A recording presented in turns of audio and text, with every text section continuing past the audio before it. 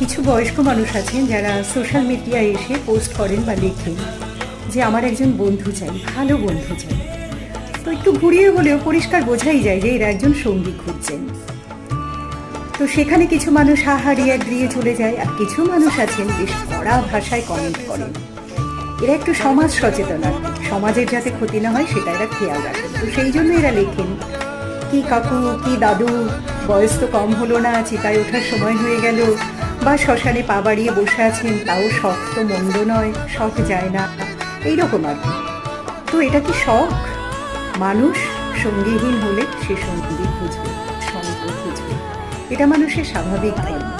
সে পুরুষ হোক, মহিলা হোক, বা বয়স তার যাই হোক, 70, 80, যতদিন বেঁচে থাকবে ততদিন খুঁজবে। পুরুষেরা বলতে সাহস পায়, মেয়েরা একটু ভীতু ভয় পায় আর কি।